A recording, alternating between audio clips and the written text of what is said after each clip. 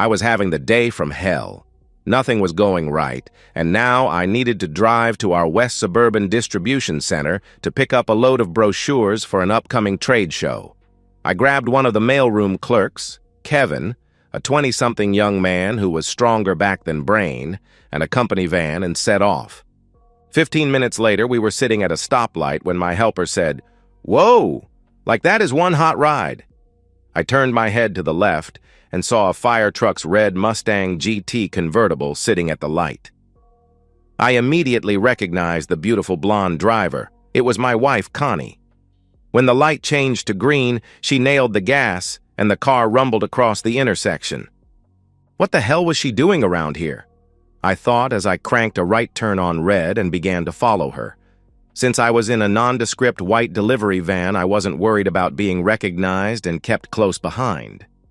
"Does your phone have a camera?" "Sure, Mr. Keller, like they all do," my helper replied. "Good. I want you to film everything that Blonde does. Just make sure she doesn't see you." About a mile later, the ragtop pulled into the Paradise Motor Inn, a down-on-the-heels motel. It was a true vestige from the 1950s, with a balcony running the full length of the second floor. Connie pulled in and stopped at a sliding window before driving all the way to the end of the building. She parked next to a silver Lexus. "Get out and shoot some close-ups, but don't get caught." Kevin hopped out, and I pulled the van into the strip shopping center next door. I parked in their rear lot alongside the garbage dumpsters. I noticed Connie was wearing the same conservative gray business suit she had on this morning, except the black blouse was unbuttoned, showing off a lot. Connie was putting the top up when a man in a sports coat snuck up behind her. He spun her around and began kissing her like they were anxious lovers, desperate for a rematch. I had to do something. A stupid idea popped into my head. It would be interesting to hear her response if I invited her to lunch. I took out my cell phone and punched her number. I could hear its distinctive ring across the lot. Connie checked the caller ID and held her index finger up to her lips, shushing her paramour. She didn't even say hello. "This is a bad time. I'm in a very important meeting and I'll call you this afternoon." She hung up before I could even say my last goodbye and resumed kissing her Lothario. Something snapped. I lost my mind. Hate consumed every cell of my body. My soul cried out for vengeance. Divorce was too good. Only their deaths would grant me peace. I decided I was going to run them down with the van. I backed out of the parking space to where I had a clear shot at the miscreants. As I lined up to crush them against the side of the Ford, a woman with 2 children walked out of a first-floor room and began loading a car trunk only a couple of spaces away. "Damn!" I cursed as I pounded on the steering wheel until my hands ached. I couldn't kill them in front of little kids. When the enormity I was going to commit a double murder sank in, I began to sob. I watched the adulterers walk hand in hand up the stairs to their illicit lair. I wanted to confront them, but was unable to make my legs move. I was a beaten man. A minute later, their door slammed shut, with a "Do Not Disturb" placard hanging on the doorknob. Just when I felt my lowest god tossed me a bone. My hand brushed my pocket, and I realized I had a set of keys for the Mustang. I immediately knew what I was going to do. Kevin climbed in the van and said, "Got it, boss." I was even close enough to pick up what they were saying. He looked at me and asked, "Hey, like this is real bad, ain't it?" I managed to say, "Yes, Kevin, this is really bad, but you're going to help me change the dynamic." "Okay, whatever that means. You're the boss," he replied. "Good. I want you to take the van and follow me. I'll be in the hot ride. We'll make a stop before our pickup and then head back to the office. You have to promise you will not breathe one word of this to anyone." "Don't sweat it, I'm cool," he replied. I didn't want the tuned exhaust to alert my wife, so I shifted the car into neutral and pushed it into the shopping center's lot before starting it. My mind was racing. I couldn't believe it. I thought we had a great marriage. The truth had punched me in the face.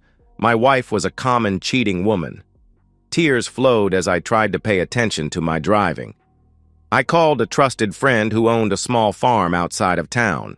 More important, it had a big pole barn. "Randy, Jim, I need a favor and I can't explain why." 20 minutes later, the hot ride was safely hidden under a tarp in the barn. When we got back to the office, Kevin downloaded his video to my laptop and then burned a half-dozen extra copies. I slipped him a $50 and said, "Thanks." "Thanks, man. Anything you need, you know where to find me." Then I went downstairs to see our IT guy. "Brian, I have a problem and I hope you can help me. I have a license plate and I need to know everything about the owner as soon as possible." "Mr. Keller, we don't usually do stuff like that. I mean, it's sort of illegal. But Kevin called and said you were cool." 15 minutes later, Brian was standing in my office with a grin on his face. "I called a friend at the DMV who ran the plates. After that, it was easy. This guy's wife posts everything on Facebook." He handed me a complete dossier on Alan Macquarie. Too bad for Macquarie, I also had his wife's email address and phone number. It wasn't easy finding an attorney who would draft divorce papers in a couple of hours, but find one I did. It cost double his standard $300 per hour fee to put together a respectable petition for dissolution of marriage, but it was worth it. The saddest thing was to reflect on 5 years of marriage and realize without any kids and a house mortgaged to the hilt, there wasn't a heck of a lot to fight over. Mostly used furniture. We live in a no-fault divorce state, however. I refused to back down on the grounds of adultery. We even added a couple of pictures, one of them kissing and the second of them walking into the hotel room. Damn, Kevin wasn't bragging when he said he got close. I had 2 copies stamped by the clerk of the circuit court in my hands by 4 p.m. Her affair with Macquarie was now part of the public record. I was useless at work, so I passed the time canceling our credit cards and joint checking and savings accounts, like my attorney told me to do. Around that same time, the lovers walked out on the balcony, no doubt tired but basking in the glow of 5 hours of illicit relationship.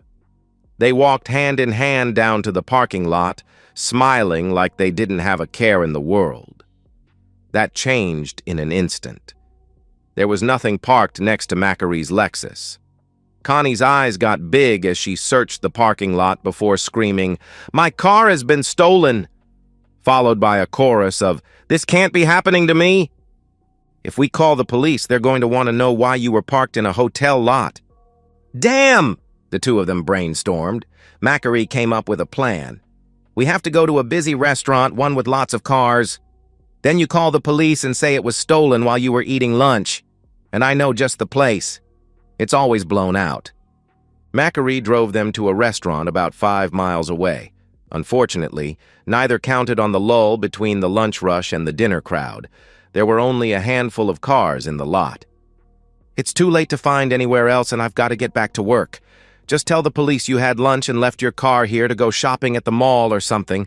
I'll be back as soon as I can." He tried to kiss her, but she pulled away. Connie was not happy that the lover boy was abandoning her to face the cops alone. Her hands were shaking as she dialed 911. 10 minutes later, a squad car arrived to take her report. As I did every night, I called Connie when I got home. However, tonight's call went straight to voicemail. I left a friendly message, no sense tipping my hand. "Hi, honey. Let me know if you'll be on time for dinner." She did not return the call.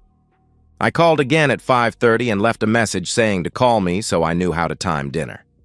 By 6, I was getting pretty annoyed and called again. Connie actually answered. "Oh, Jim, someone stole my beautiful car from a restaurant parking lot," she sobbed. "Where are you? I'll be right over." "No!" She actually yelled, "No. The police are here and I'm handling it." She was in a panic. "Where are you so I can at least rescue you?" I offered. "The officer wants to talk to me. I've got to go." She hung up on me for the 2nd time today. So I ate my dinner alone. The silence was only broken when I imagined the look on her face when she saw her pride and joy were missing. I'll bet that knocked the post-intimacy haze off her mind. That was when I laughed. Around 7, a silver Lexus arrived at the end of the block. It made a 3-point turn in a driveway and then stopped. I saw Connie get out and begin the long walk home as he sped away. As she got closer, I could see her blouse was buttoned all the way to the collar. She didn't notice me standing on the front porch until she was a couple of doors away. "Why didn't your boyfriend drop you off in front of the house?" I asked. "Boyfriend?" she panicked. "No, don't be silly. No, he's someone I know from work. I think he's one of the sales reps," she stammered. "So why didn't he drop you off at home so I could properly thank him?" I asked innocently. Connie began babbling something about him being late for something and not being able to stop. "Why are you giving the third degree? Can't you see I'm having a very bad day? Please, back off." "Okay," was all I said as we walked in. She plopped down on the couch. "So, let's hear about your important meeting. How did you get away to a restaurant for such a long lunch?" I asked. "No, we had a late break and she started stammering. Her response was interrupted by the doorbell. "Hold that thought," I said as I opened the door. The police officer and I exchanged a few words before I walked him over to my wife. He looked down at her and asked, "Are you Constance Keller?" I could see her hands were shaking as she nodded in the affirmative. "I'm Detective O'Connors. I need to speak with you regarding your auto theft report. There appears to be a discrepancy regarding where the car was parked when it was stolen." I played innocent and asked, "Connie, what's he talking about?" Connie responded by puking all over the rug. I ran to the bathroom and came back with a wastebasket and a roll of paper towels. Connie slumped into the chair while I cleaned up her mess. When I was finished, I returned with a glass of cold water. The detective didn't say a word.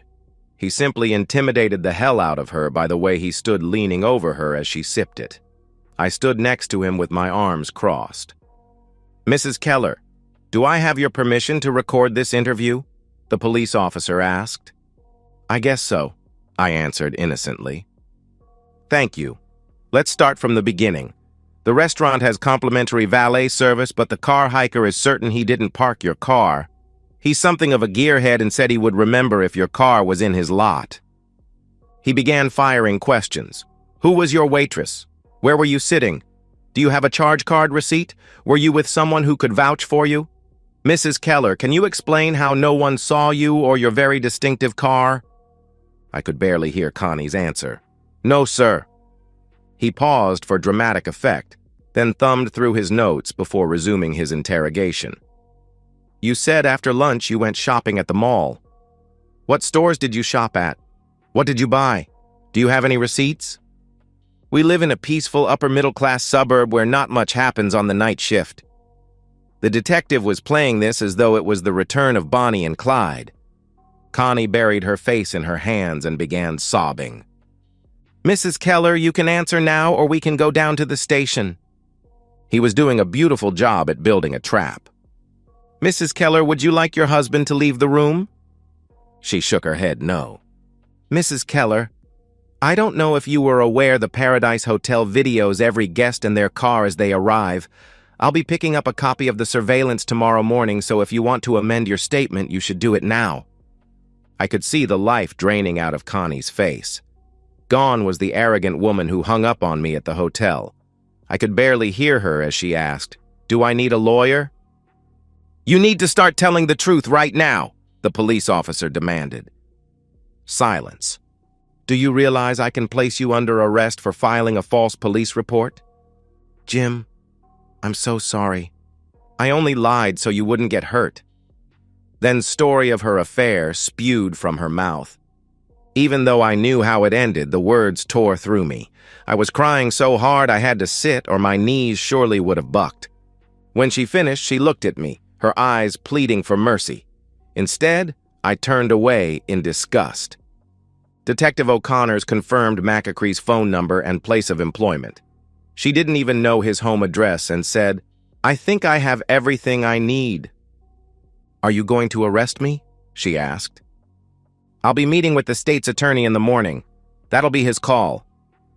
When he left, Connie collapsed into a sobbing mass on the floor, casting lamentations. "I'm so sorry I hurt you." Connie was flailing her arms to emphasize her words. "Jim, I love you.